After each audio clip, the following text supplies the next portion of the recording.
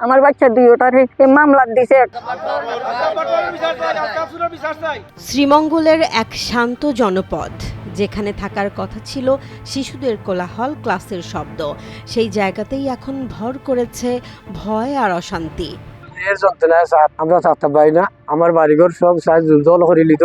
একটি স্কুল কাগজে কলমে আছে, কিন্তু বাস্তবে নেই কোনো ছাত্র, নেই কোনো শিক্ষক। তবুও প্রতি বছর সেই স্কুলের নামেই উঠছে সরকারি বই। আর যন্ত্রণা আমার আমার বাচ্চা কিন্তু লইয়া আমার ওর বাড়ি গেছে। মৌলভীবাজারের শ্রীমঙ্গল উপজেলার আশিদ্রন ইউনিয়নে এমনই ভয়ঙ্কর প্রতারণার অভিযোগ উঠেছে এক বিএনপি নেতা মোহাম্মদ আলতাফুর রহমান নাজমুল হাসানের বিরুদ্ধে। তিনি নিজেকে ওই স্কুলের প্রধান শিক্ষক দাবি করলেও স্থানীয়দের অভিযোগ সেখানে নেই কোনো ক্লাস, নেই পাঠদান। এটার মাঝে এই পর্যন্ত আমরা দেখছি না কোনোদিন ছাত্র এবং মাস্টার একজন আমরা দেখছি না। মনে করি এটাই ভাবিয়া বুঝতে চাইছে যে অসুস্থ মানুষের কামনা রানি করার, তার কারণে 30,000 টাকা চাইছে আমার মামলা থেকে বাতিল দিলেই।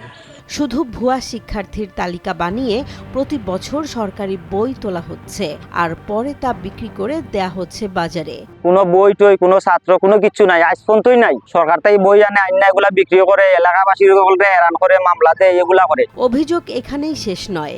স্কুলের নামে আনা হয়েছে টিউবওয়েল, সেটিও তালাবদ্ধ। এছাড়া প্রবাসে পাঠানোর কথা বলে অনেকের কাছ থেকে টাকা নিয়েও প্রতারণা করা হয়েছে বলে অভিযোগ উঠেছে। আমার ছেলে বিদেশ যাইতো, নাইলে সমস্যা আছে, সংশোধন কইরা দিব, হইয়া দাফে দাফে 20,000 টাকা নিচে দিছে না আলতাফে।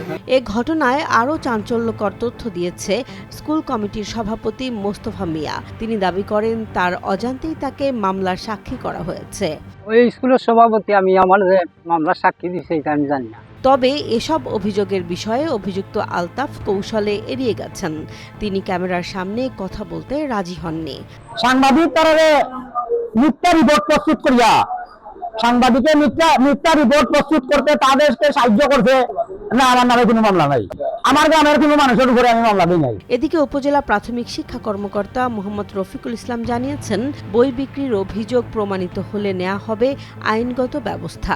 আমি ভিন্ন সূত্র থেকে জানতে পেরেছি বা শুনেছি যে এখানে তার বই বা স্কুলটার অবস্থা ভগ্নদশা, সেখানে নিয়মিত পাঠদান হয় না। যেহেতু আমার নজরে বিষয়টি আসছে, আমি সহকারী উপজেলা শিক্ষা অফিসার মহোদয়কে অতি দ্রুত 2-3 দিনের ভিতরে বিদ্যালয়টি পরিদর্শন করে বাস্তব অবস্থা সম্পর্কে আমাকে একটি প্রতিবেদন দেওয়ার জন্য বলবো। তার প্রেক্ষিতে আমি ব্যবস্থা নিব। আর শ্রীমঙ্গল উপজেলা নির্বাহী কর্মকর্তা মোহাম্মদ ইসলাম উদ্দিন বলছেন, বিষয়টি তদন্তাধীন। দোষ প্রমাণিত হলে কেউ ছাড় পাবে না। রেগুলার অফিসার না থাকার কারণে দেখা গেছে সার্বিক পরিদর্শন কার্যক্রম কিছুটা ব্যাহত হচ্ছে। তারপরও উদ্বুদ্ধ পরিস্থিতি বিষয়টা কি হচ্ছে তার ডিটেলস খতিয়ে দেখার জন্য আমরা প্রয়োজনীয় উদ্যোগ গ্রহণ করব। একটি স্কুল যেখানে নেই শিক্ষা, নেই ভবিষ্যৎ, আছে শুধু প্রতারণার গল্প। এখন প্রশ্ন হলো, এই ভুতুড়ে স্কুল কাণ্ডের শেষ কোথায়?